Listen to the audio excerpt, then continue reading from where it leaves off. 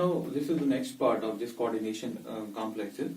That is the stability of coordination complex. Stability को explain करना है.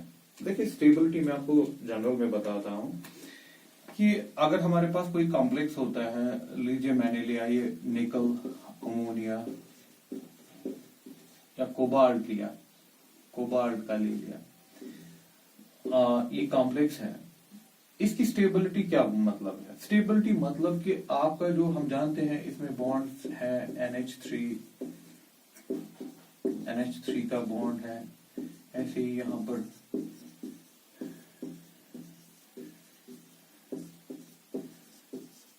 ये बॉन्डिंग है इसकी लिगेंड्स के साथ मेटल की. मेटल और आपका जो लिगेंड है उनके बीच में कितना स्ट्रॉन्ग बॉन्ड है. जितना स्ट्रॉन्ग बॉन्ड होगा उतना मेटल स्टेबल कॉम्प्लेक्स बनता है, जितना वीक बॉन्ड होगा उतना अनस्टेबल कॉम्प्लेक्स बनता है. That is the stability of complex. Stability आपको डायरेक्टली दिखाएगा कि metal ligand bond strength. Stability का मतलब आप दिखाना चाहते हो मेटल लिगेंड बॉन्ड स्ट्रेंथ कैसी है. अच्छी होगी तो स्टेबल कॉम्प्लेक्स, अच्छी नहीं होगी तो unstable complex. That is metal ligand bond strength. Stronger bond होगा then complex is more stable. Complex is stable. ये तो हो गया स्टेबिलिटी का मतलब. अब that means the metal ligand bond strength depicts the stability of a coordination complex. अब आप इसको कैसे दिखाओगे कि कौन सा कॉम्प्लेक्स ज्यादा स्टेबल है, कौन सा कॉम्प्लेक्स कम स्टेबल है, वो हम कैसे दिखाते हैं.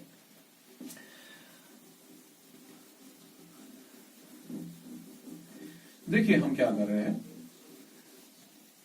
मेटल ये जो स्टेबिलिटी है हम इसको कैसे दिखाते हैं. मेरे पास कॉपर है, मेटल 2 पॉजिटिव स्टेट में है, लाइक कॉपर सल्फेट. इसको हमने अमोनिया डाला, ठीक है बेटा. इसकी रिएक्शन होगी, हम इस रिएक्शन को लेकर इक्विलिब्रियम रिएक्शन समझ रहे हैं. जब इक्विलिब्रियम रिएक्शन समझ रहे हैं तो इक्विलिब्रियम आप जानते हो फॉरवर्ड भी होता है, थोड़ा सा बैकवर्ड भी होता है. फिर ये कॉम्प्लेक्स बना,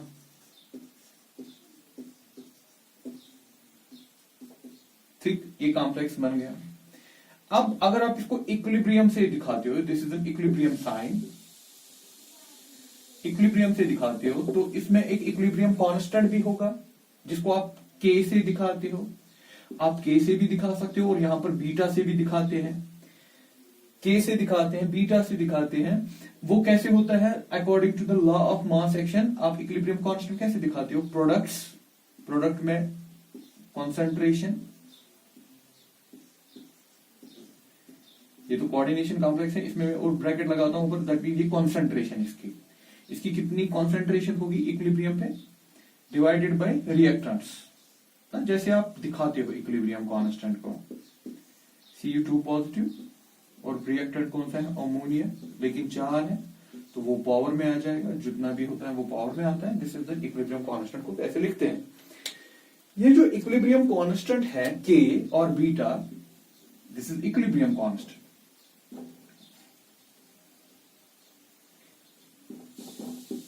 इसी को हम यहां पर कहते हैं स्टेबिलिटी कांस्टेंट.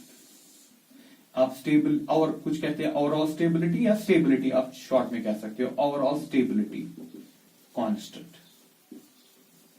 तो इसको ही क्या नाम दिया आपने? Stability constant. Overall stability constant कहिए या स्टेबिलिटी कांस्टेंट कहिए. तो कुछ नहीं, दैट मींस आप इक्विलिब्रियम, आप जब कोई कोऑर्डिनेशन कॉम्प्लेक्स बनाते हो वहां पर आप देखिए उस रिएक्शन का इक्विलिब्रियम कांस्टेंट कितना है, जितना उसका इक्विलिब्रियम कांस्टेंट है उतनी ज्यादा स्टेबिलिटी होगा. That means higher the value of K और beta, higher is the stability. Equilibrium constant जितना ज्यादा होगा उतनी ज्यादा stability. Higher equilibrium constant,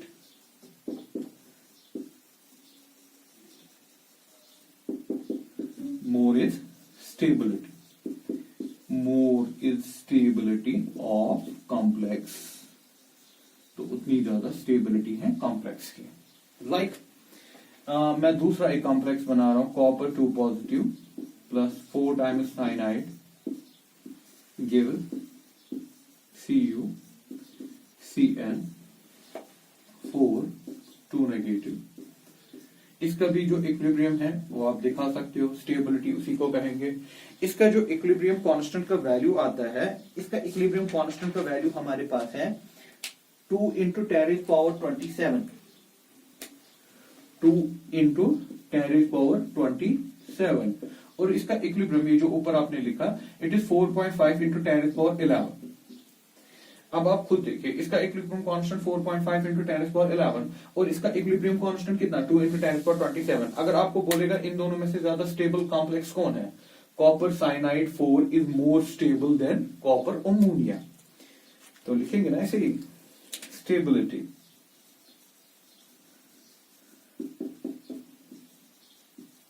copper cyanide 4 2 negative is more stable than copper ammonia.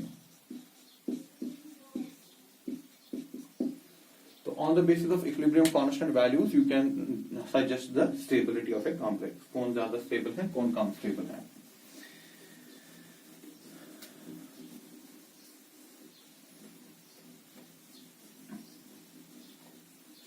एक और टर्म है इसमें, कभी कभी बोलते हैं, आप बताइए इंस्टेबिलिटी कांस्टेंट। इंस्टेबिलिटी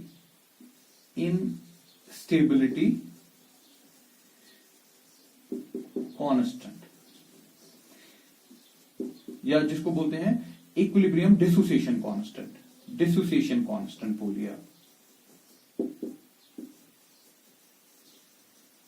अगर आपको डिसोसिएशन, इंस्टेबिलिटी इसकी निकालनी है तो आपको कुछ नहीं करना है, आपको स्टेबिलिटी का इनवर्स निकालना है। स्टेबिलिटी का इनवर्स आपने निकाला, स्टेबिलिटी कांस्टेंट का इनवर्स इनस्टेबिलिटी होगा। हम जानते हैं वो इनस्टेबिलिटी क्या है, इक्विलिब्रियम कांस्टेंट। इक्विलिब्रियम कांस्टेंट का इनवर्स देखिए तो वहां से आप इनस्टेबिलिटी निकाल सकते हैं। तो इस चीज को याद रखिएगा कि इनस्टेबिलिटी इनवर्स होता है स्टेबिलिटी का। तो ये तो हम कर सकते हैं बहुत इजीली। आपको कोई कह रहा है कि आपका कॉम्प्लेक्स कितना इनस्टेबल है, स्टेबल नहीं, इनस्टेबल, तो आपको इसका इनवर्स देखना पड़ेगा। और ये भी एक चीज पूछी जाती है, फॉर एग्जाम्पल देखिए, ये जो रिएक्शन आपने लिखी ना जिसमें कॉपर 4 अमोनिया के साथ जुड़ता है तो ऐसे बनता है। लेकिन देखिए मैं इस रिएक्शन को ऐसे नहीं लिखूंगा, इसको मैं अलग अलग करके लिख रहा हूं। आपने कॉपर लिया, उसको 1 अमोनिया पहले डाला, ठीक, 4 नहीं 1, तो ये इसके साथ जुड़ रहा है ऐसे, अभी एक ही है, तो इसका अपना इक्विलिब्रियम कांस्टेंट होगा K1। फिर जाके कॉपर अमोनिया जो आपका 1 है यहां पर, इसको आप एक और अमोनिया दे रहे हो,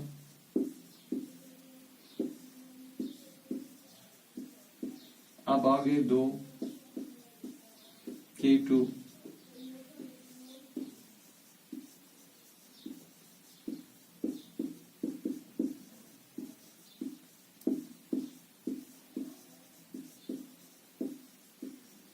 अब आ गए 3 K3,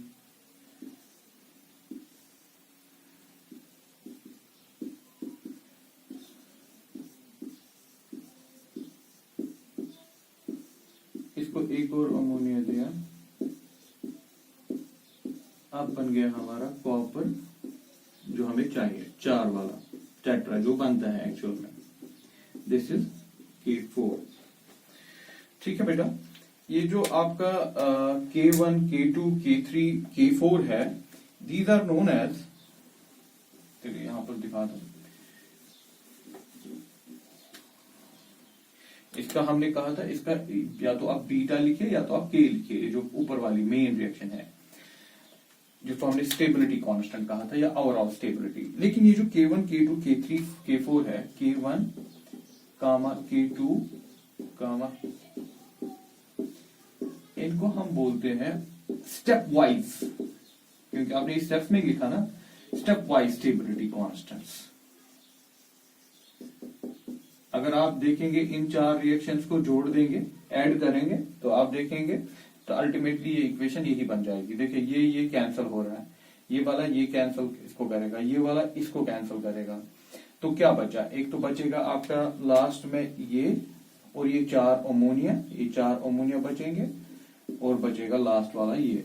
तो ये वाली रिएक्शन यही है। सो इनको हम कहते हैं स्टेप वाइज कांस्टेंट। इनके बीच में और इनकी रिलेशनशिप क्या है, beta is equal to K1 into plus नहीं K1 into K2 into K3 and K4। This is the relationship between the overall stability constant and step wise stability constants. इनके बीच में रिलेशनशिप ये है।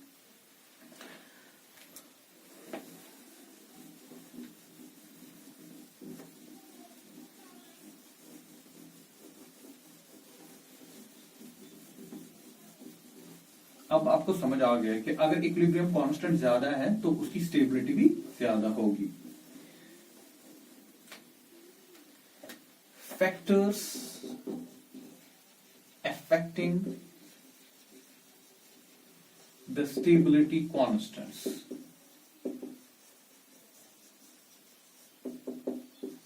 Factors affecting the stability constants. किन किन चीजों पे स्टेबिलिटी डिपेंड होती है, ज्यादा होती है। सबसे पहले oxidation state of metal.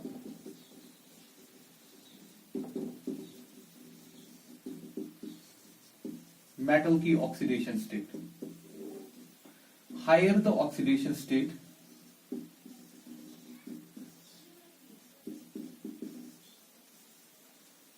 higher the oxidation state of metal, greater stability, उतनी ज्यादा उसकी ज्यादा स्टेबिलिटी।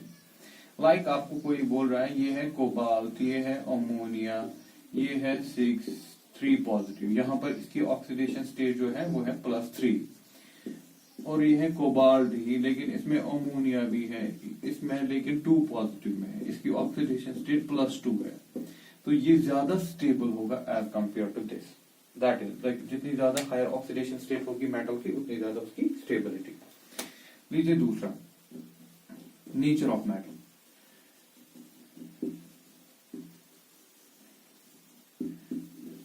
मेटल का नेचर, हमने इसमें एक सीरीज बनाते हैं हम इस नेचर ऑफ मेटल को दिखाने के लिए।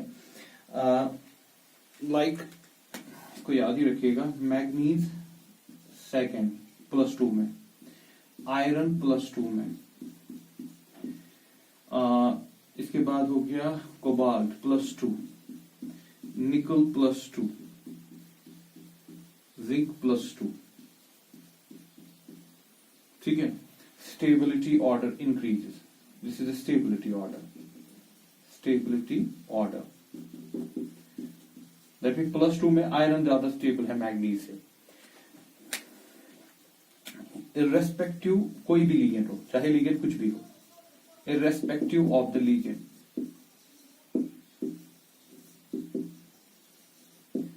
इसको एक ही सीरीज को बोलते भी हैं इरविंग विलियम सीरीज। तो नेचर ऑफ मेटल पे भी डिपेंड करेगा कि आपका मेटल कौन सा है, उस पर भी डिपेंड करता है कि स्टेबिलिटी किसकी ज्यादा होगी।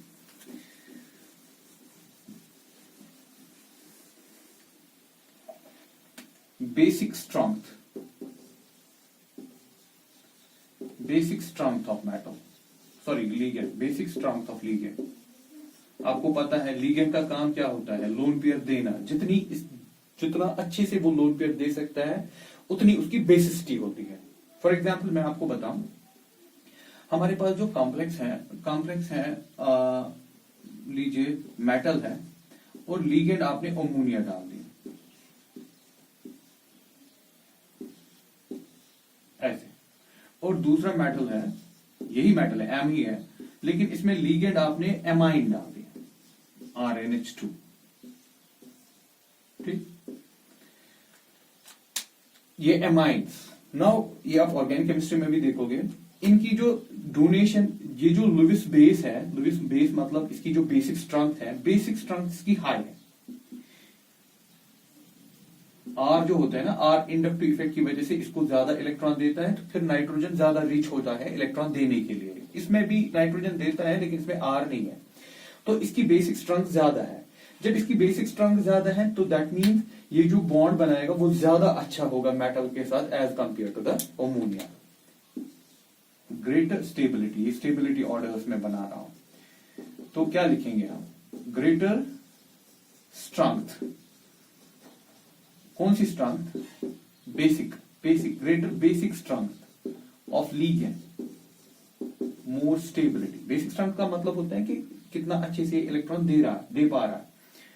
मोर स्ट्रेंथ, जो प्राइमरी एमाइंस होते हैं वो ज्यादा बेसिक होते हैं as compare to the ammonia. This will you discuss in amines, जो आपका ऑर्गेनिक का चैप्टर है वहां पर भी आप देख सकते हो।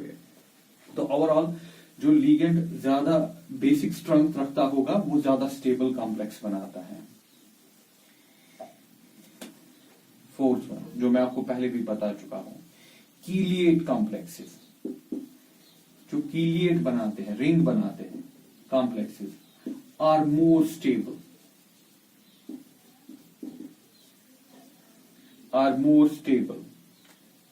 कीलिएट complexes are more stable than the normal ones. आपके पास कॉम्प्लेक्स है, आपने ये बनाया CONH3 6 पॉजिटिव, लेकिन दूसरा बनाया cobalt EN ethylene diamine 3 positive. इन दोनों में फर्क ये है कि अमोनिया यूनिडेंटेट है, ये कीलेट नहीं बनाता, यूनिडेंटेट कीलेट नहीं बनाता। जो उसके बाद बाइडेंटेट है, ट्राइडेंटेट है, वो सारे कीलेट बनाते हैं, ये कीलेट कॉम्प्लेक्स है, तो ऑब्वियसली ये ज्यादा स्टेबल होगा as compare to this. So this is the stability. किन किन चीजों से आप देख सकते हो कि स्टेबिलिटी कॉम्प्लेक्स की ज्यादा है, जिन पे आपको पकड़ा जा सकता है, क्वेश्चन बनाए जा सकते हैं, इसकी स्टेबिलिटी ज्यादा है, इसकी स्टेबिलिटी ज्यादा है, तो आप वो कर सकते हो।